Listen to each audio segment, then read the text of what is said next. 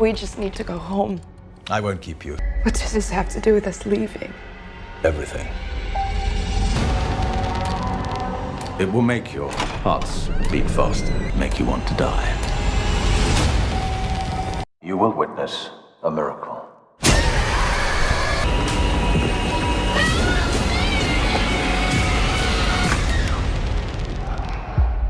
I know what you guys must be wondering. This guy is crazy. The best horror movie I've ever seen. The greatest of all time. The GOAT. Whenever somebody starts off by saying the greatest ever or the worst ever, that's all very subjective, but I do stand by what I say.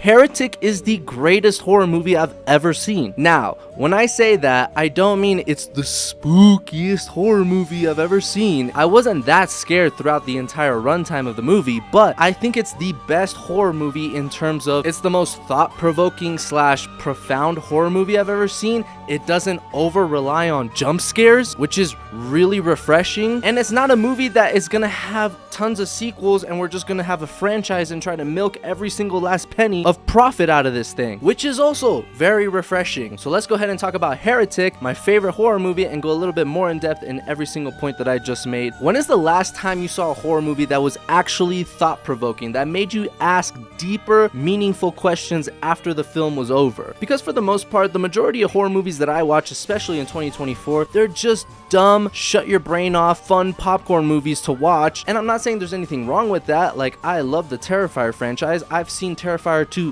5 times now because I think it is a phenomenal movie that I have a blast watching, and there's nothing wrong with that. Escapism is a very natural thing to do. I want to escape my reality sometimes, and I love watching Art the Clown fuck shit up. But in a genre that's filled with a bunch of dumb popcorn fun movies, whenever there's a movie that is actually good, it's gonna stand out from the rest. And when I say thought-provoking / profound, I mean questions about religion specifically. And I believe this movie dives into that topic in a very thought-provoking way. Hugh Grant, first of all, is a fantastic actor. I only went to this movie because of him, and I know him as the rom-com guy. I don't know him as the scary guy. So to see him do this role that's very different from his usual stuff was very interesting, and I was captivated. But these two Mormon girls that go to random people and door to door to try to spread the word of Mormonism end up in Hugh Grant's house, and he's not really trying to learn more about Mormonism. He is trying to have this thought-provoking game with them where he's really trying to make them think. And when they end up trapped there and they go further into his house, he comes up with this like fantastic metaphor and analogy that he uses with Monopoly and songs that I thought was genuinely so smart, because I actually had no idea that Monopoly was actually inspired or ripped off from The Landlord's Game, which was created by Lizzie Magie in 1903, which is actually true. Which is another thing that I really admired about this movie, is that they did their research versus movies that half-ass their things and they just like make up things along the way. This movie actually made some very good points and uses actual historical context to use as evidence, which was pretty good. And he uses that as an analogy to the 3 big religions, which are Christianity, Judaism, and Islam, and that they're all just pretty much adaptations of one another. And he even goes one step further and uses songs as a metaphor as well, in that Albert Hammond and Mike Hazelwood, the songwriters of The Air That I Breathe, sued Radiohead for copyright infringement over the song Creep because they used the same beat in the song, which I thought was very genius because I didn't know about those songs or that whole lawsuit. But what I do know is the classic example of Queen, who wrote the song Under Pressure, dun dun dun dun dun dun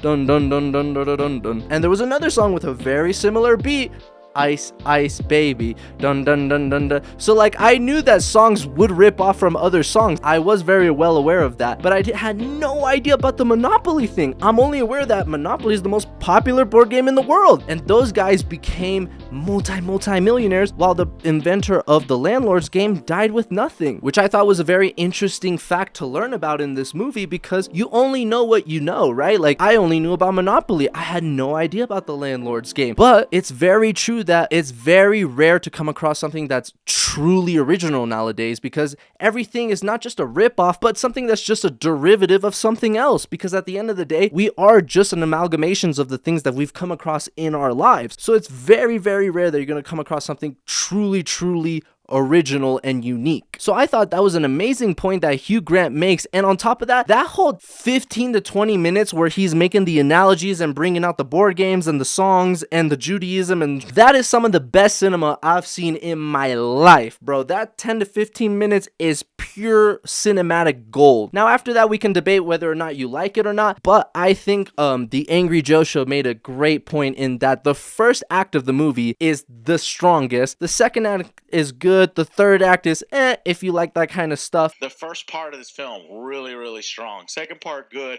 Third part, I'd say kind of a little shaky here and there, but still ultimately really great. But like I said, that 10 to 15 minutes was probably the best part of the film for me. And I also really like how he brings it to Star Wars. I'm a huge Star Wars fan. I'm a nerd and I love Star Wars, and I had never put two and two together in my life that Anakin is pretty much the same story as Jesus Christ. Anakin was born from a virgin mother, the Force created him, and he's the chosen one. He's supposed to bring back balance to the Force, and I'm just like, oh my god. When he brings it up, I was like, you're damn right. It's literally almost a ripoff to Jesus Christ. And when he then shows all the other religions that came before Jesus Christ and before Christianity that had the same exact story, it really makes you think like, wow, everything is just a derivative of one another. I'm a dumb moron, so I don't research history or think further than surface level. So when I see a movie that does and makes you think, bro, how many horror movies make you think like that? Like, that was really thought-provoking. But I also really appreciate that it's not just a lecture from a guy for 30 minutes, right? Because it's always boring to hear someone just try to lecture you like, I'm right, you should listen to me. It's like, okay, got it. But the movie is not like that at all. The girls actually bring up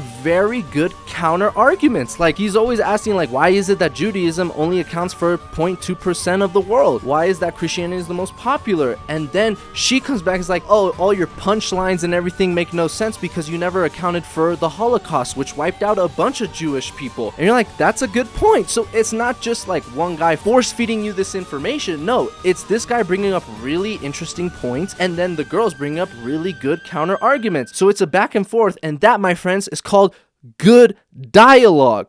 When's the last time you saw good dialogue in a horror movie? It's like watching a real debate, and it's actually interesting and intriguing. I can actually start using my brain in a horror movie. And the last thing I want to mention on this thought-provoking / profound tangent that I've been going on for 20 minutes is that I appreciate the movie leaves it up to your interpretation. They don't take a stance, because I was like, oh my god, at the end of the movie, are they going to be like, oh, religion is real or religion is not real? But they don't take a stance. They leave it up to your interpretation, such as when she's praying, her friend comes and kills Hugh Grant, and you can be like, was that divine intervention, or was that just coincidence that he never checked her pulse and she was still alive? It's up to your interpretation. Also, the last scene in the movie where she's making it out and she sees the butterfly land on her fingers, as she mentioned earlier in the movie that when she dies, she would like to reincarnate as a butterfly and land specifically on her loved one's hand to show them that she was reincarnated. So in that moment, you can be like, well, was that her friend that just died showing her a sign that like, oh, it's me? But then when the camera switches, there's nothing on her fingers. So was it just her brain wanting to believe something she wanted to see? Once again, it's up to your interpretation, and I just really appreciate that from the filmmakers and the writers. So that's really the reason why I love this movie. It's thought-provoking, it's profound in its own way. The second point that I made is that it doesn't over rely on jump scares, which, like I said, is so refreshing in a day and age where every modern scary movie is 99.99999% filled with jump scares. From what I remember, and I saw this movie twice in theaters, there's literally only one jump scare, like when they're both trying to light the match down in the dungeon and they're looking back and there's the dead woman on the table, and when they look back, she's not there and she's actually right behind her. That's the only jump scare that I can remember from this movie. So they had one jump scare in a horror movie. That's nuts. Instead, they rely a lot more on scary concepts, which I think at the end of the day is even scarier. That's more terrifying than a jump scare, because jump scares at the end of the day are very cheap and lazy, versus having concepts that make you think that are very scary. That's more intense. Like, I love the scene where he's talking about both options are scary. Either God is real and we have to bend to our knees and shower him with praise in order to not burn in hell. That's scary. Or we are horny little ants on a flying rock with no divine purpose. That's also scary. And I'm just thinking to myself, damn, he's right. They're both scary. And then last but not least, it is very ultra refreshing to see a movie that's not gonna have multiple sequels or turned into a franchise to make a lot of money. We need to make standalone movies cool again. We need to bring that back, man, because like I'm just tired of everything being turned into a franchise when it doesn't need to be. I really like it when people just set out to make one good story and that's it. We don't need a sequel. We don't need a prequel. We don't need a spin-off. We don't need a TV show, god damn it. Just make a good story and that's it. We don't need anything else. And that's a shout out to A24 because they do put a lot of their money and in time in making good singular movies, and I think that's great. We need more of that in this day and age. We don't need 17 trillion Fast and Furious movies. Anyways, guys, those are my thoughts on the movie Heretic. I truly believe it's the best horror movie of 2024, and for me personally, the best horror movie that I've seen in my life. Not the scariest, but the best written, most thought-provoking. I've already been through it. You understand what I'm saying. But I genuinely, truly love this movie. Thank you so much, as always, for watching. Comment down below what you guys thought about Heretic. Am I out of my mind? But wait! There's more! I do want to tell you guys that I will be visiting the real Conjuring house in Rhode Island on December 9th. Not the movie set, not the house where they filmed the movie, the actual Conjuring house where the shit actually took place. Yes, I'm doing it. And I will be vlogging the entire experience. So if you guys want to support my second channel where I do more vlogs, I will link it in the description below. I'll also put it in the pinned comment below. You can also just look up Enzo Borghetto. Hit subscribe. I already visited the Stanley Hotel. I brought a Ouija board there, so if you want to check out those videos, those are already up. But trust me, the Conjuring house I think is going to be the scariest thing I've ever done in my life. And as always, I will catch you guys on the next one. Peace.